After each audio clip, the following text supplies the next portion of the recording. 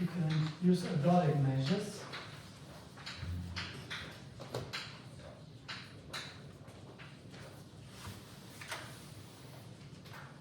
Which is really what we've all been waiting for.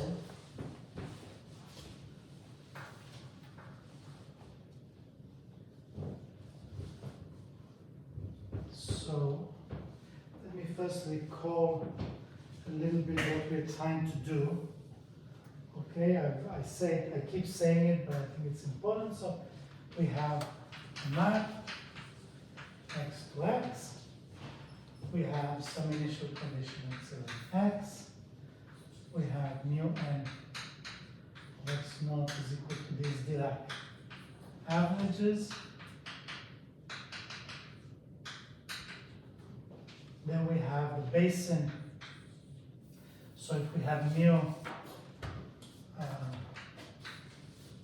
is just the probability measure on x, and then we have something which we call the basin of mu, which is the set of points x, such that these Dirac averages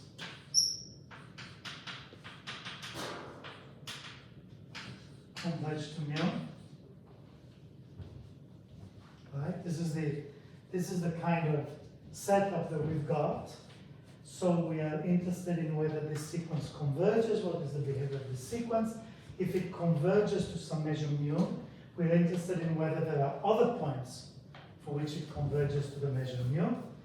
These are the points whose statistics is very well described by the measure mu. Like I spent quite a bit of time discussing the idea, and then we say that mu is a physical measure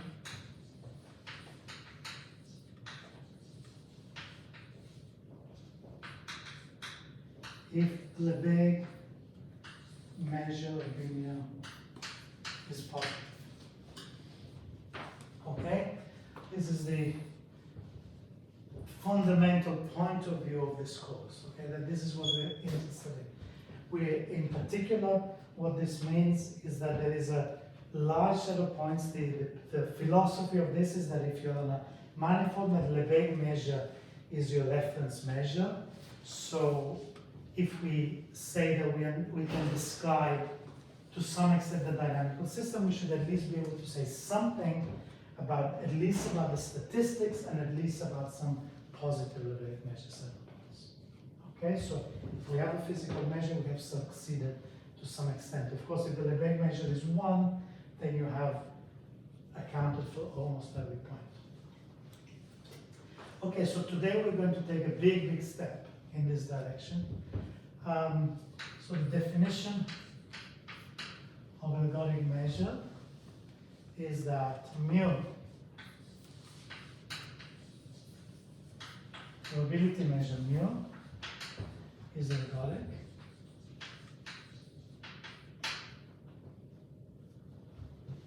For f, right? So it depends on f.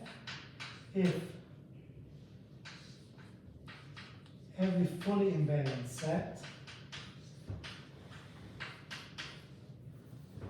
has either measure 0 or measure 1.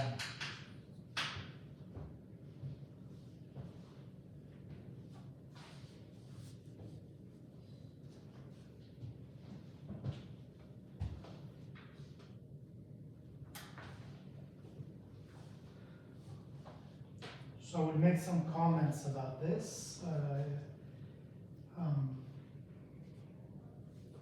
It's a kind of indecomposability assumption. It means that you cannot decompose, in some sense, the system with respect to the measure. But before that, let me say why the motivation for this is really the main theorem. Our main theorem. We've got two. Today we're going to prove, I hope, 2 theorems.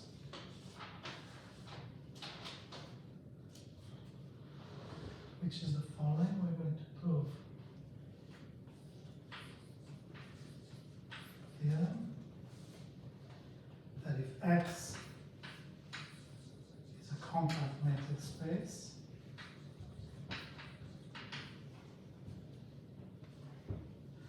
sorry, let me introduce one more notation, sorry. Let's define the set yeah is equal to the invariant measures which are ergodic.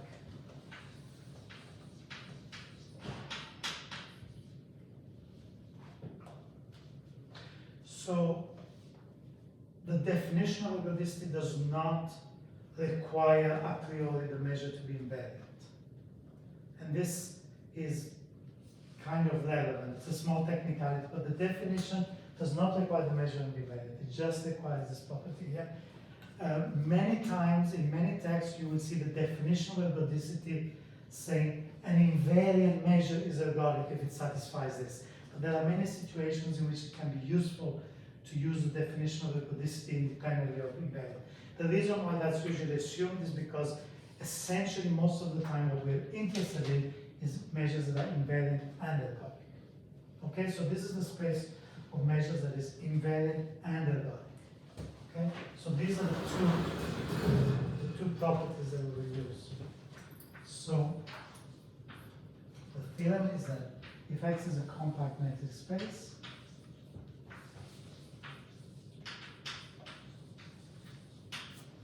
and mu is an ergodic, so we have no particular assumptions. Fx is just measurable, so measurable, and mu is an ergodic invariant measure. This implies that the basin of mu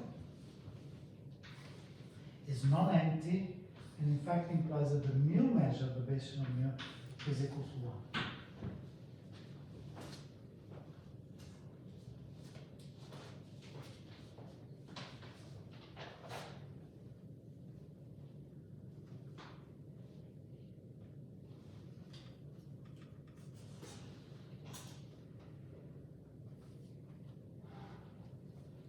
So notice that this gives a condition.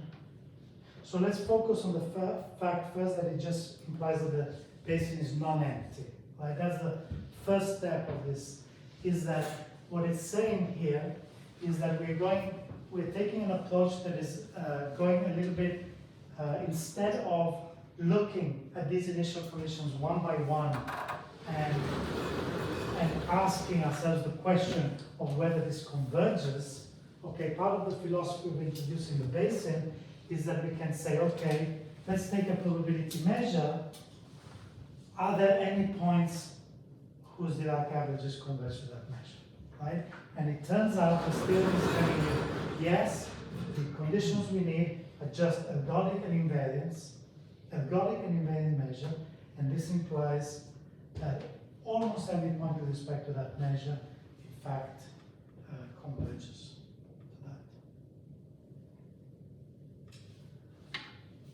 So can you see what additional condition is now going to give us physical measures? So this obviously does not imply physical measure. Can we have some condition on mu that's going to imply physical measure? If mu is Lebesgue measure, we're sorted. Right? If mu is Lebesgue measure, we have this. Can we do a little bit, can we weaken a little bit Lebesgue measure? That's right, yes. So if mu is ergodic and invariant, and mu is absolutely continuous with respect to Lebesgue, okay, then clearly this implies, so absolutely continuous means that if something has zero Lebesgue measure, it will have zero mu measure. Since this has positive mu measure, it means it must have positive Lebesgue measure. Right? So this implies the Lebesgue measure is positive.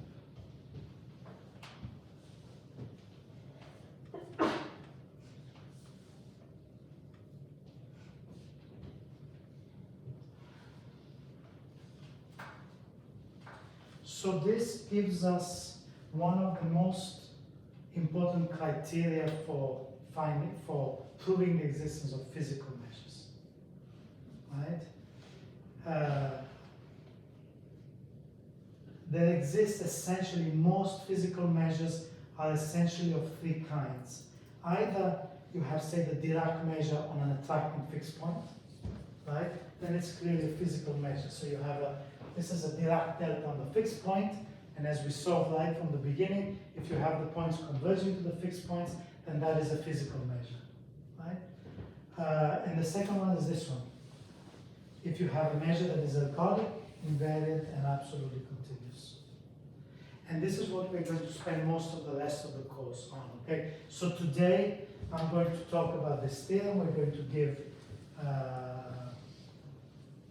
more or less a proof of this theorem. Some of the steps of the proof. And then in the rest of the course, we are basically going to see how to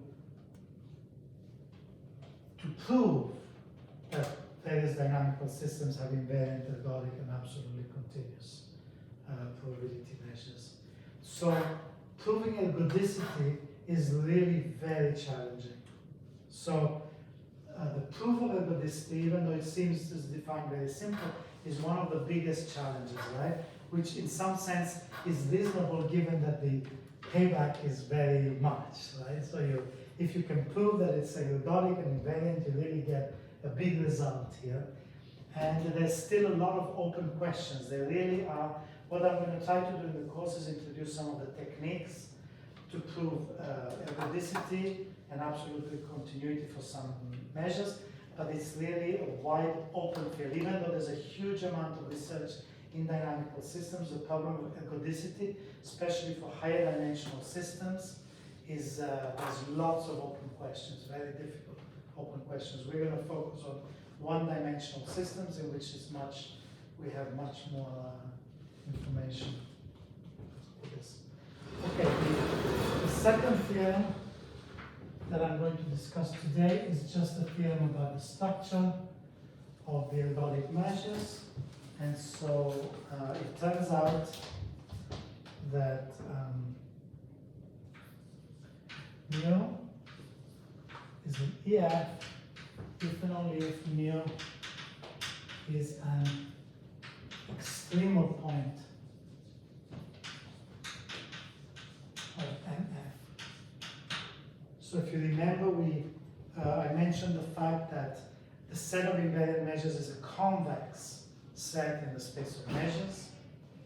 Okay, so extremal point means a point that cannot be written as a linear combination of two other points, right? And so there is a very interesting kind of characterization of ergodic invariant maps, ergodic invariant measures in terms of these kind of a functional analytic setting in some sense. A little bit like when, the invariants you can formulate as fixed points of the push-forward operators, and here ergodic invariant measures can be characterized as extremal points. Okay, so the corollary of this, of course, is that essentially it gives you the existence, right? Because if you have a convex compact set, so one of the results we had yesterday, I mentioned yesterday, was that if X is compact and F is continuous, this implies that the set of invariant measures is non-empty and compact, right? And this implies that the set of extremal points of the set is non-empty also. So this implies that EF is also non-empty. So that in very general setting, you can have ergodic measures. Any questions?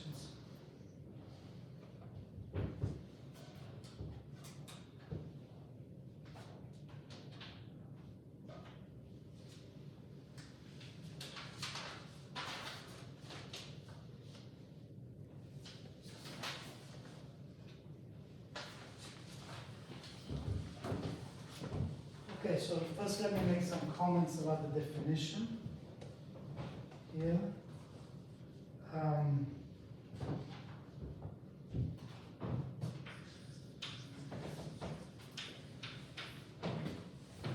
So just to gain a little bit of a feeling about that, this is one of the reasons why I spent a long time at the beginning talking about the various notions of invariant sets, right? So this, if you remember, this is the strongest form of invariance, right? So in particular, f minus 1a equals a implies also that the complement satisfies the same thing, right? Implies that the complement also satisfies this. And also when you have this property, it implies forward invariance, right? So it really implies, this implies that if you're in the set A, all your images, all your pre-images, all the pre-images of your images, they all belong to the set A, right? So this is a very strong form of invariance that really says that any kind of combination of forward and backward images, you're stuck with the set A.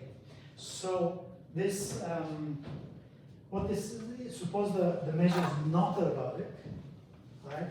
So if the measure is not ergodic, that means that you can find a set of positive measure, which is not full measure, right? Strictly. So if mu is not ergodic,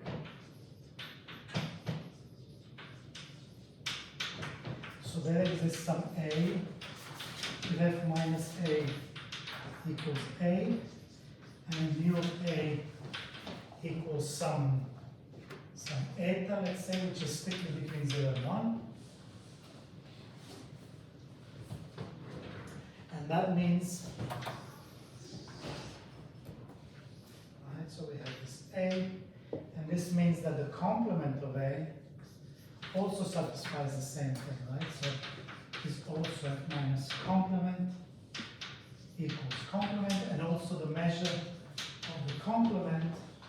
So this is positive, this is equal to 1 minus eta, which is also positive, right?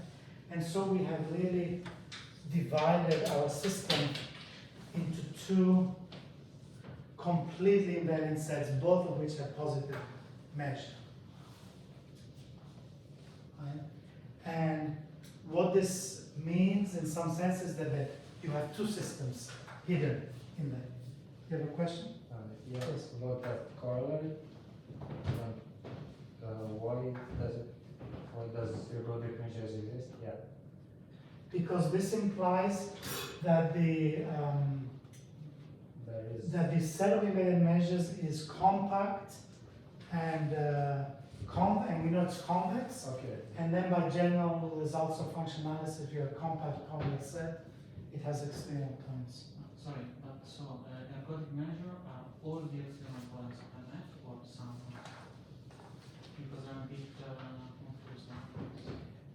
Yes, they are. Combination. Excuse me? If you get linear combination, you are not ergodic anymore. That's right. That's right. No, they are characterized as being the extremal points. It's ergodic if and only if it's an extremal point.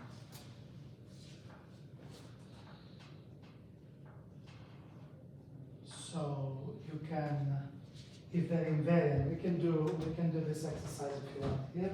So suppose, okay, so in fact maybe it follows on. It's a nice example from this to see that so if it's not ergodic, then you can write. So if the measure, so let's see if we can discuss this a little bit intuitively, at least the meaning of this identification. So if it's not ergodic, then we can split it into two different systems, right? And then we can define two measures, mu1 to be equal to mu over mu of A. This is a probability measure. We normalize by the measure of A. It's still a probability measure on your whole space, right? Sorry, mu restricted to A. So mu, wait. We can define define a measure mu1, mu of some set B is equal to mu of B intersected A over mu A. And then we can define a measure mu2 of any set B is equal to mu of B intersected A complement over mu of A complement. Okay? These are two probability measures. You agree with this? Yeah? Each one's a probability measure. This one gives full measure to A. Mu1 of A equals 1. Mu2 of A complement equals 1. Right? And mu can be written as mu of A mu1 plus mu of A complement mu2.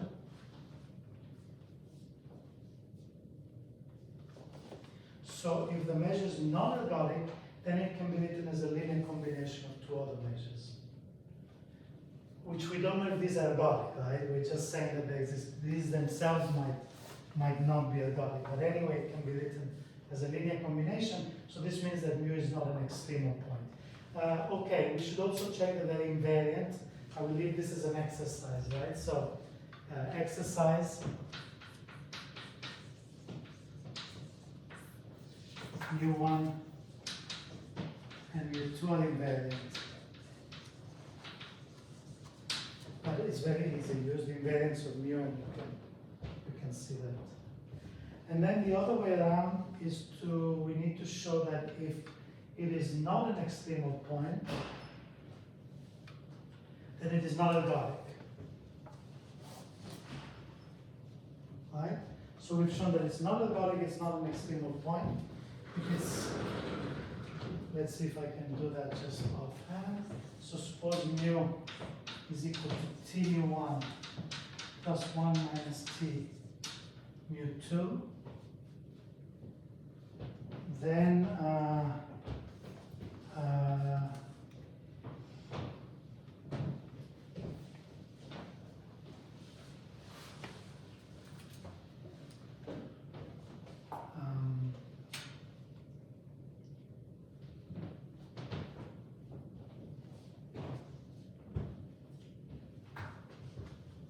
yes, we need to use the fact that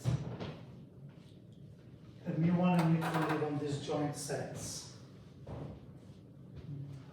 Is this always true?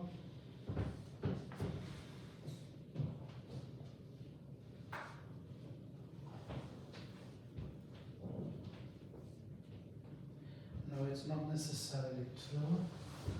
We have to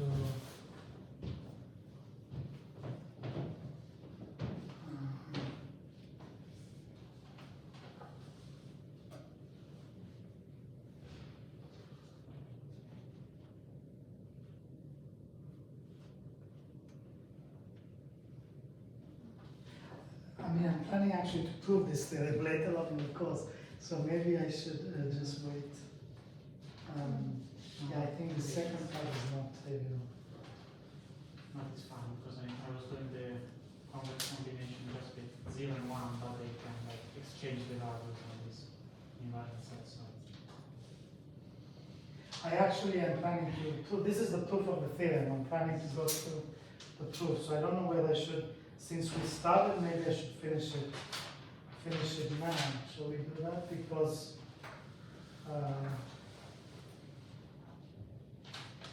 why don't I do that? Yeah, because I'm planning to do the proof, so maybe we could just do that now. Because after this remark, I wanted to start proving the first theorem and then the second, but let's prove this second theorem first. Okay, so yes, so I remember now from the notes that this second part is non-trivial, actually, but we can go through it. So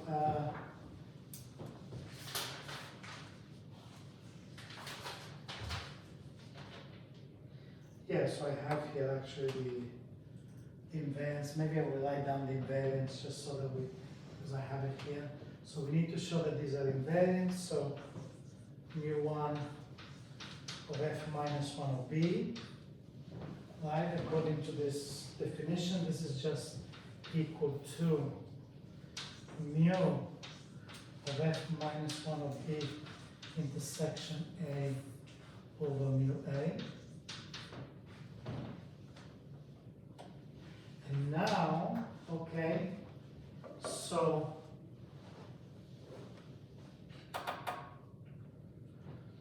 remember that what these measures are doing, we're using the fact that A and AC are both fully invariant in this joint, right? And what this measure mu1 is just a measure mu restricted to A. And mu2 is just a measure mu restricted to a complement. So now, if we just use this definition for the measure of some set, we want to show that this is equal to the mu1 of B, right? So we want to show that mu1 is invariant. And now we use the fact that A is a fully invariant set, right? So we can write this as f minus 1 of B intersection f minus 1 of A over mu A.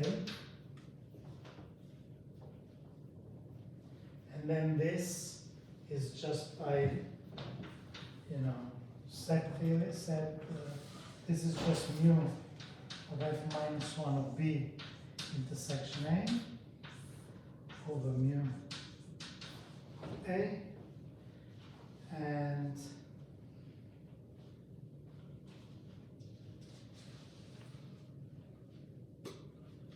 yes, and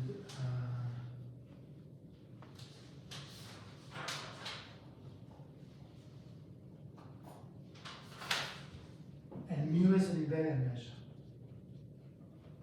By assumption, mu is an invariant measure, so this is just equal to mu of the intersection A over mu A.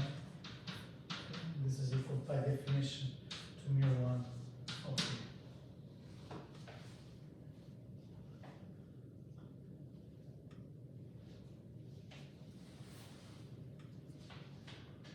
Okay, so this shows that if mu, maybe I should write here, we're doing the proof of the theorem. Right, so from here, this is proof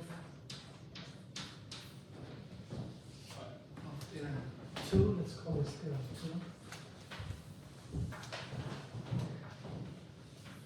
Proof of theorem 2.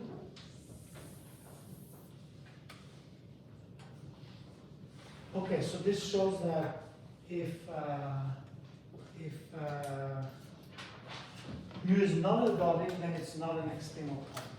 Right? Now, to go in the other direction, we're going to assume that mu is ergodic.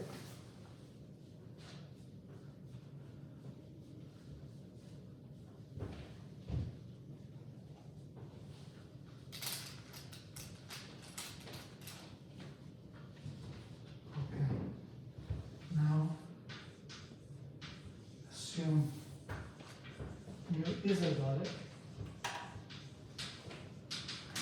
and we want to show that it is an extremal point. Okay, so I've forgotten that that's the direction it goes.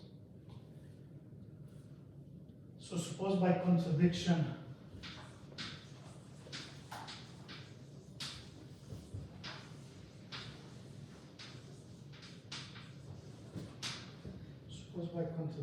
that mu is not an extremal point.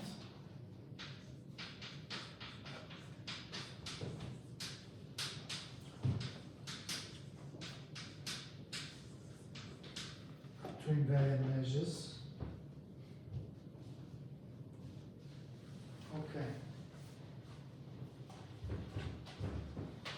So we will show that in fact they're all the same, that mu is equal to mu1 and equal to mu2. So we'll show that they're all actually the same measure.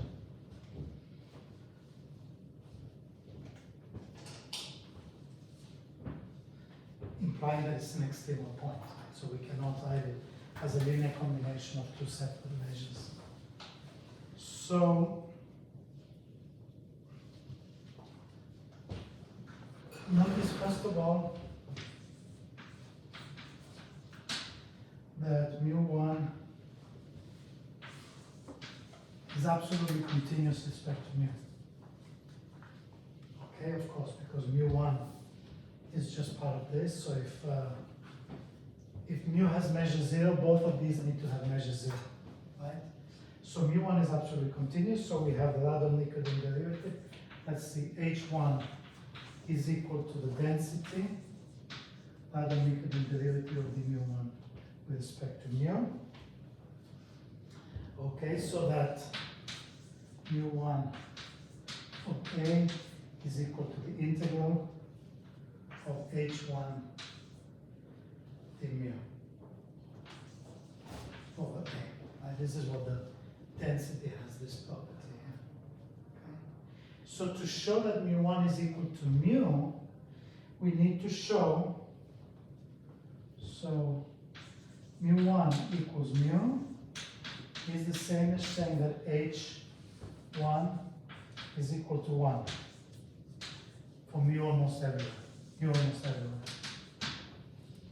Right? If the density is equal to 1, then the two measures are the same.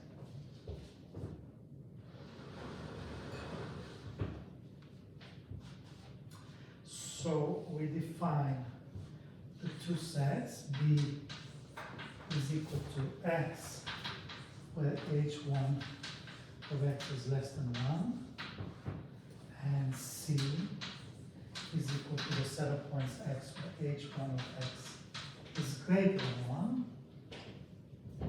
And we will show that they have measure 0. So we will show that the measure of B equals the measure of C equals 0, and this will be 1. Okay?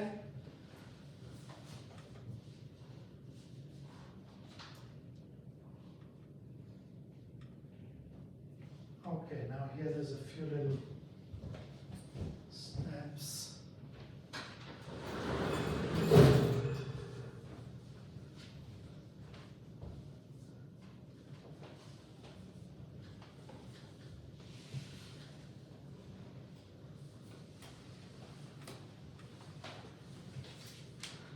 Okay, so we will just do it for B, and then the argument is exactly the same for C. Right, so let's look at the mu1 measure of B. Sorry, we will show that mu1, let's see. Sorry, I think this is, yes.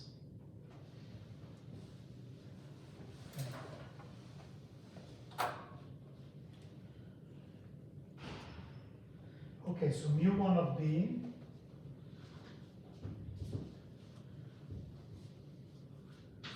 is equal to the integral of B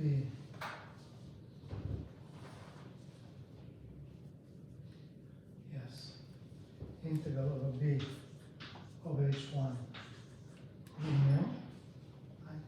And this we can split in a trivial way as two integrals where over two disjoint sets, which is just B intersection f minus 1 of B and B minus f minus 1 of B. Okay, so these two sets are disjoint. Whatever f minus 1 of B is,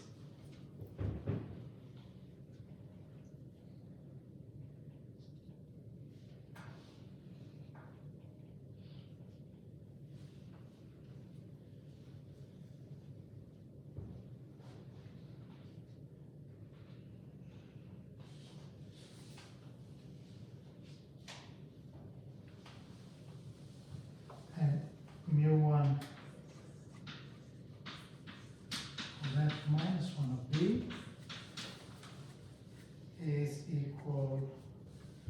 just do the same thing. This is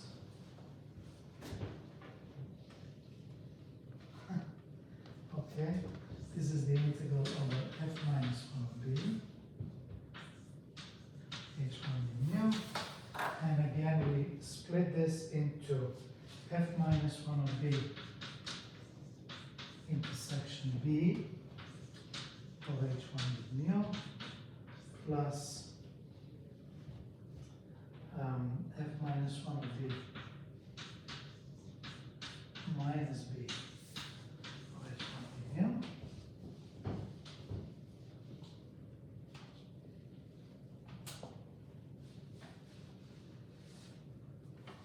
But mu1 is invariant, right? So these two are the same. And so this implies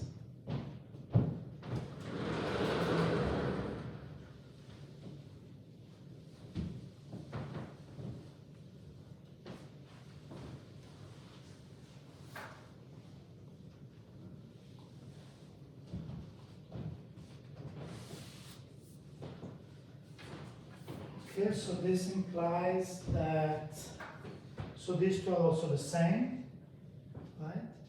So this implies that this is equal to this. These two are the same, so this implies that this is equal to this, right? So this implies that the integral over b minus f minus 1 of b h1 d mu is equal to the integral of f minus 1 of b minus b h1 d mu.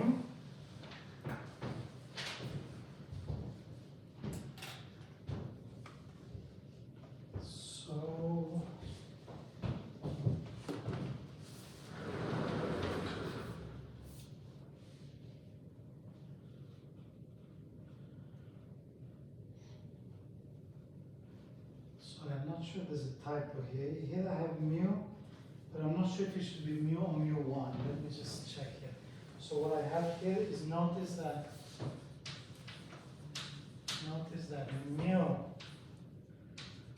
f minus 1 of b minus b. Okay, so that. What does this mean? This is exactly. So what do we have here? Let's see. We have set b, and here we have f minus 1 of b, right? Here we have f minus 1 of b. So we have f minus 1 of b minus b means this, right? So this is equal to the measure of f minus 1 of b minus this measure here, which is the measure of f minus 1 of b intersection b. And this, okay, now by the invariance. So this is invariant. So mu is invariant. So here we have equal to mu of b minus the same thing, mu of f minus 1 of b intersection b, which is the measure of b minus the same thing here, right? And this is exactly the same thing as the measure of the f minus 1 of b. So the mu measures of both of these sets are the same. These are different sets. But miraculously they have the same measure, right? Because this set b minus this has the same measure as this minus this. This is because the measure is invariant, right? So the measure of f minus b is the same as the measure of b. I think this maybe should be a mu1 because No, I think it's right. it's like mu, so let's see, what are we trying to say? So now we know that h1, So we know that H1 is less than 1 on the set B, and therefore in particular on the set B minus F minus 1 of B, and H1 is bigger than 1 on F minus B, F1 minus B minus B, because this belongs greater than equal to 1, yes, because this belongs to a complement, right, and when the complement is greater than equal to 1, okay, yes, so then it's clear, because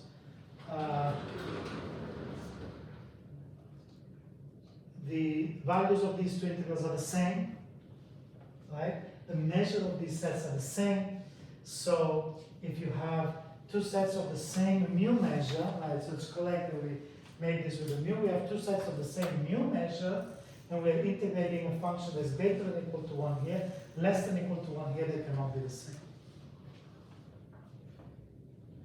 Right? So this implies. Okay, but star holds. So this implies that these two sets must actually be the same up to set of measure 0. Right? This means that but star holds. Okay, and so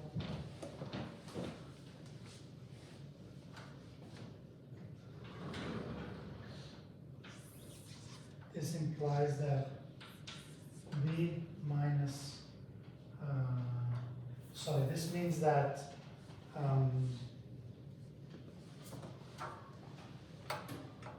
yes, this means that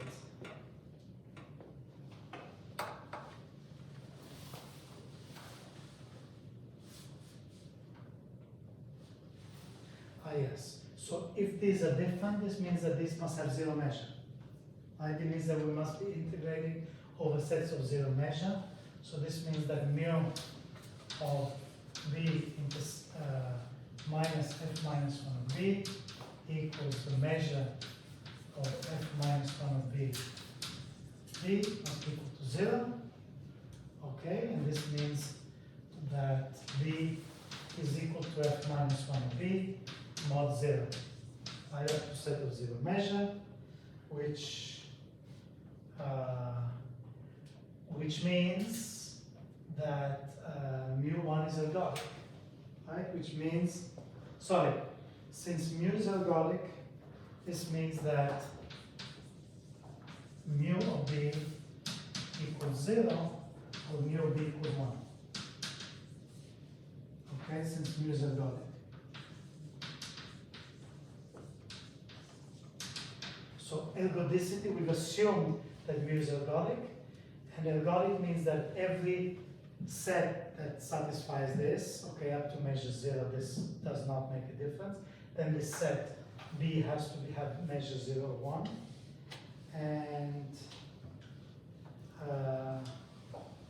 okay, so the final conclusion is that now if mu of B is equal to 0, we will be done, right?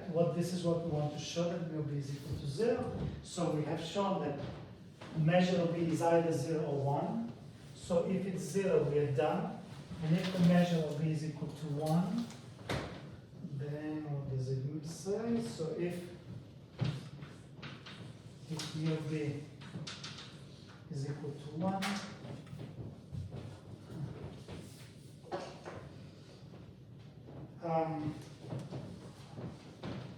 we have that the integral of B h1 d mu is equal to the integral of h1 d mu over the whole manifold, over the whole space X, right? Because B has measure 1, so the integrals are the same. This is just mu of x, which is equal to 1.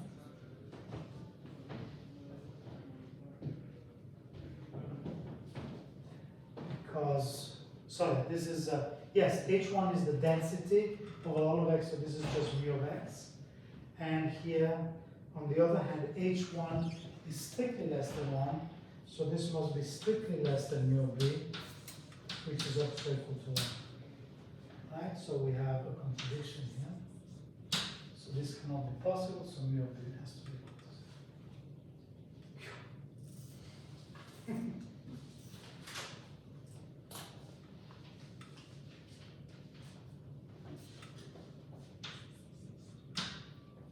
Yes, so this was not just an observation. This direction of the proof is not just not this a simple observation.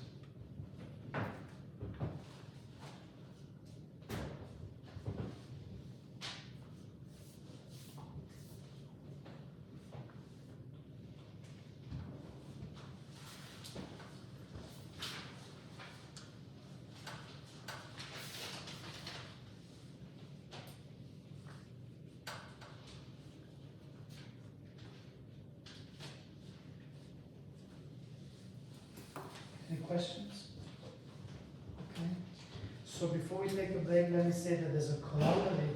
This theorem again is usually stated, is not usually stated the way I stated it. It's usually stated in the form of this corollary which I'm about to write. But of course, the key point of that corollary is the fact that this characterization of ergodic measures is extreme at points. But you probably know that there is various theorems, general theorems.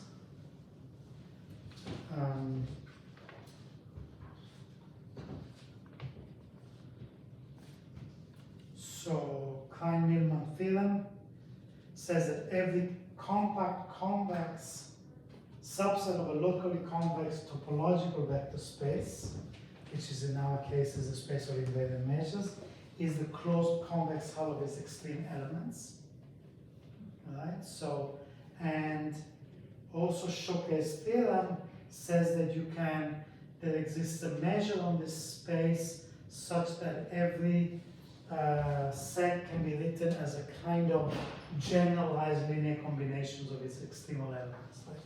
Let me write it like this. I'm not going to prove this. This follows from these general theorems, actually. So, so if X is compact and f X is continuous, so then this is a corollary of the characterization of extremal elements. So then, as I said before, this is not empty, right? But you can do much more, and there exists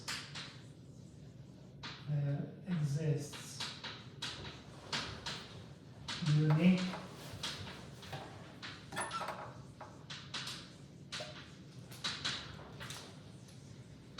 probability measure mu hat on the space of invariant measures, okay, which gives full measure to the ergodic measures, okay, and such that you can kind of write such that for all invariant measures, you cannot necessarily write them as a finite linear combination, but for all phi x to r continuous, we can write the integral of phi with respect to mu. So you choose one of the invariant measures, right? And you integrate any observable, and this can be kind of decomposed into the integral of the ergodic measures of the integral over x of d phi d nu, where nu is an ergodic measure with respect to d nu hat.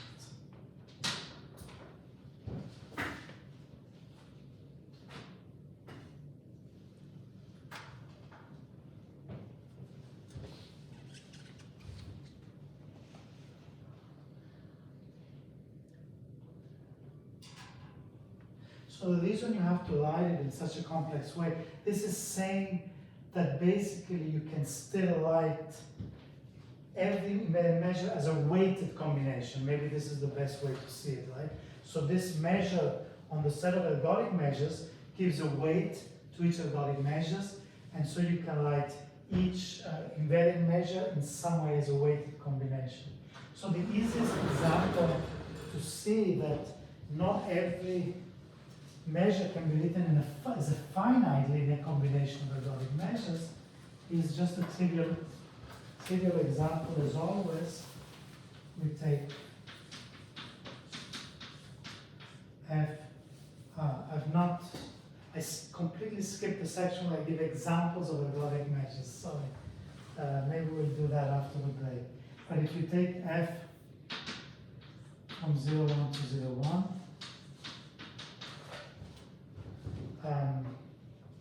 the identity. Yes. Question. The left hand side depends on mu, but the right hand side doesn't.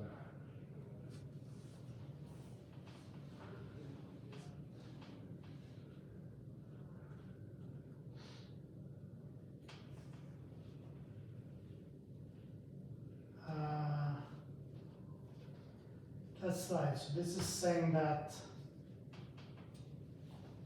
maybe for every mu exists mu such that for every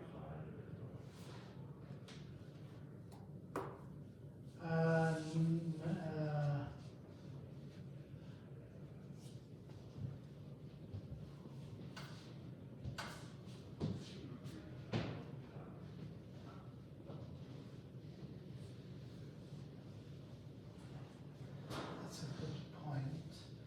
If the measure mu hat depends on mu,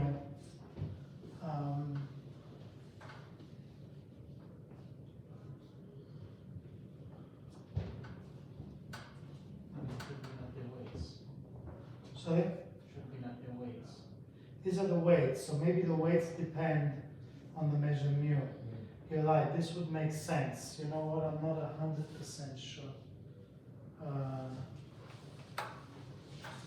I'm not sure, I don't think it should depend on mu. But you're right that,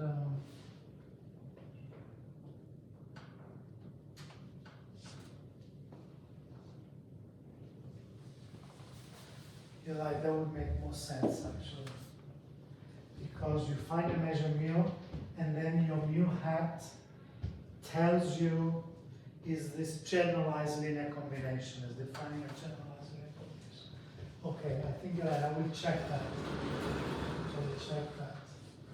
So, for all mu, should go here. But in that case, shouldn't like mu hat be just the extreme points with t1 minus t? Like it's like dr delta. Okay, that's a very good observation. This is the example I wanted to give now, is that you cannot, so let's look at the identity map, right? And so for the identity map, every measure is invariant, right? Because every measure, if you look at the definition of invariant, so we have that the invariant measures is actually equal to m of x. But what are the ergodic measures?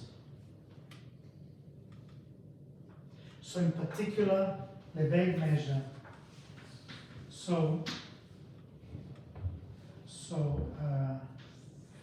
That's why I just realized now that I haven't given the examples. So the first simplest example of an ergodic measure is the Dirac delta on a fixed point. Okay, so it's very easy. We'll take a break now and then go through. There's very few examples that are trivial, that are easy to do for ergodic measures, okay? But it's easy to see that if dx is invariant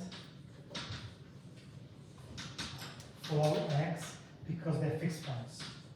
Alright, so if you have a fixed point, then the Dirac delta is ergodic. Well, actually, in the fixed point case, it's trivially ergodic. It doesn't even need to be a fixed point, right? Every Dirac delta on a point means that every set has measure 0, 1. Remember, the definition of ergodic does not require invariance. So the Dirac delta on a point is always ergodic. Okay? If you take the Dirac delta on a fixed point for the map, then it's also invariant, and therefore it's invariant and ergodic. Okay? So in this case, we look at the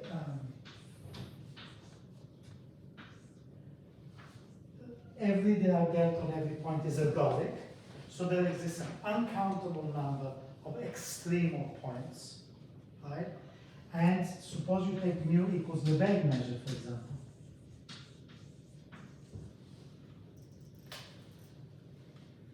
Right? Then you cannot write Lebesgue measure as any kind of finite or countably infinite convex combination of these ergodic measures. I think this answers your question, Jonas, right? So in general, the reason why you have to do this is because the ergodic measures might be uncountable, as in this case.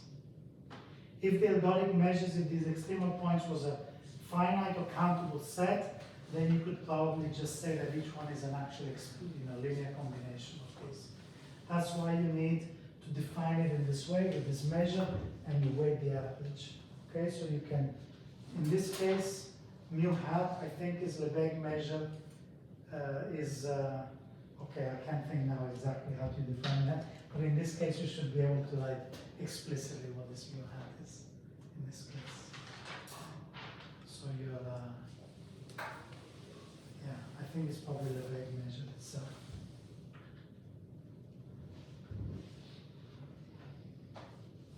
So this is sometimes called the ergodic decomposition theorem, and it says, as we said, I think you're absolutely right, is that the mu hat depends on mu, says that every measure mu can be decomposed into these ergodic components. This is sometimes called a, you can think in some sense of these as, well, I'm not sure exactly what the intuitive feeling for that is, but there are different approaches to this ergodic decomposition theorem. In what I've done here is I've focused on this characterization of the ergodic measures and extremal points, but there's also some proofs, much more dynamical proofs of this theorem that show that this really are independent of Klein-Milman theorem or showcase theorem. You can really prove it directly in this particular setting. And in fact, again, if I understand correctly, the book that Stefano Bianchini wants to follow next semester, it contains one chapter that gives a different proof of this, which does not use these theorems of function analysis. It just directly uses the dynamic and ergodic proof.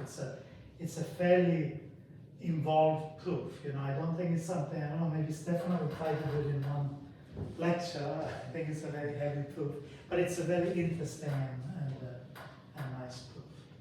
Okay? In our particular case, we're not going to be focusing so much on this ergodic decomposition. We're mostly going to be focusing on the existence of physical measures, as I said. Okay, so this is the ergodic decomposition, so I think this is a good moment for a 10-minute break. And then we will talk about the existence of physical measures.